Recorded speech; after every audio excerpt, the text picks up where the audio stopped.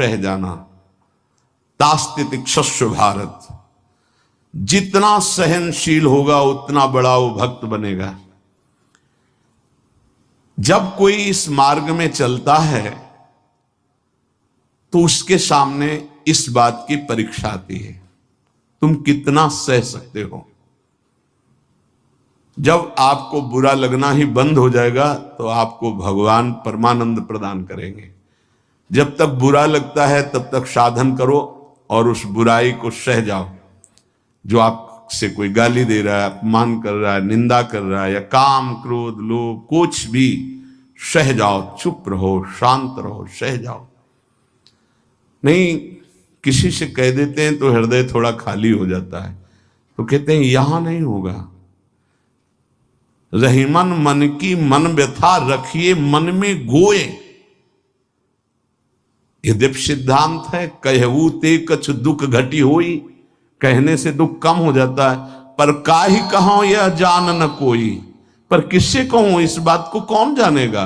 तो रहीमन मन की मन व्यथा रखिए मन में गोए, सुनी ठलई हैं लोग सब बांट न ले है कोई। विनोद होने लगे, तुम्हारा मजाक बना देंगे लोग। सहनशील, बहुत गंभीर।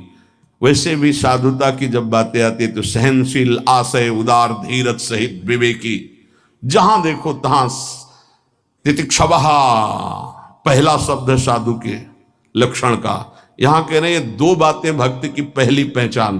पहला, सहनशील कितना है। लोग उससे बुरा कहेंगे, उसकी हंसी उड़ाएंगे, उस पे कटाक्ष मारेंगे, उसका अपमान करेंगे, उसको छोड़ देने की धमकी देंगे, उसको लड़ने के लिए उत्साहित करेंगे। उसकी पराजय भी हो सकती है, पर वो शांत गंभीर, अपनी अंदर की वृत्ति को कभी विचलित ना होने दे, सह जाए। बहुत ध्यान देने की बात है। भजन करके उसे बचाना कठिन, बचा के पचाना कठिन। ये है भजन करना और उसको बचाना और उसको पचाना।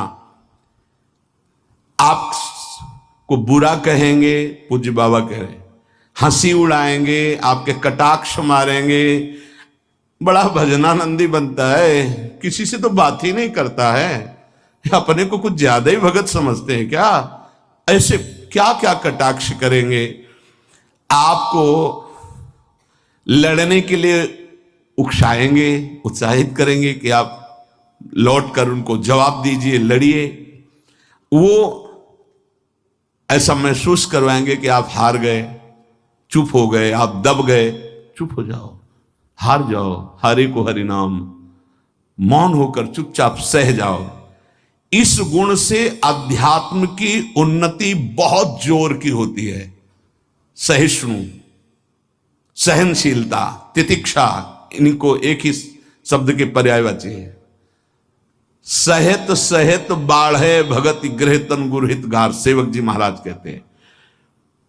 और जिसके अंदर सहनशीलता नहीं है तो वो केवल परमार्थ का आडंबर करेगा, स्वप्न में भी आध्यात्मिक उन्नति नहीं हो सकती। जागृत की तो बात जाने दो, पकड़ लीजिए। सबसे पहला लक्षण सहन करना। ये आप संकल्प कर ले कि जीवन में सब कुछ सहन करना है मुझे। जो सह गया सो साधु, जो टूट गया वो विषयी। यही बात हमको एक शराबी ने समझाई थी ब्रह्मावर्त बिठूर में। ए देखो, तिल तिल ये छवि काटी गई तो आज भगवान बन के पूज रही। ए बच्चा, टूटना नहीं। क्या भगवान का बाहरी स्वरूप था। वो बाहरी तो ऐसे मदिरापान की एक लीला करते ही दिखाए, लेकिन जब उपदेश मिला तो प्रणाम करके अंदर सोचा भगवान न जाने किस रूप में, और वो शब्द जीवन में नहीं भूला।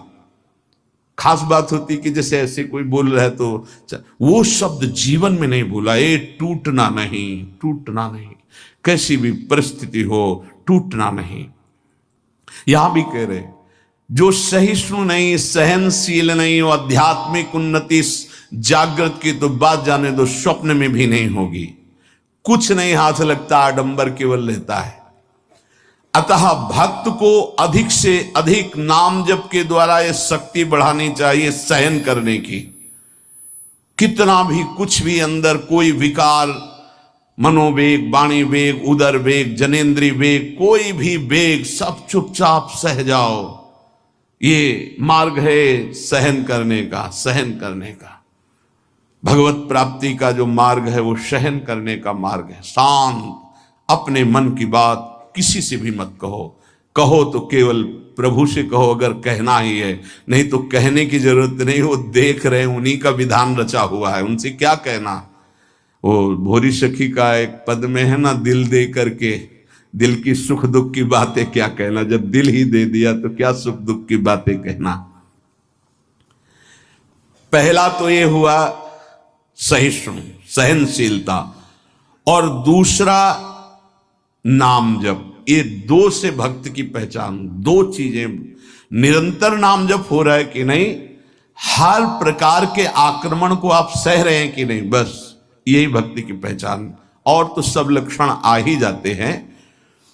नाम में जितनी अधिक शक्ति है उतना कोई वर्णन ही नहीं कर सकता। इतनी अधिक अचिंत शक्ति नाम में है। नाम में जितना मन लगाओगे तो तुम्हारा मन निर्मल और तुम्हारा बल बढ़ता जाएगा और वो निर्बल होता जाएगा। दोनों बात समझ लो, मन निर्मल और निर्बल। निर्बल तुम्हारे अधीन। अभी क्या है, मन बलवान और हम उसके अधीन हैं, और मन मलिन तो हमको संसार में फंसा रहा है।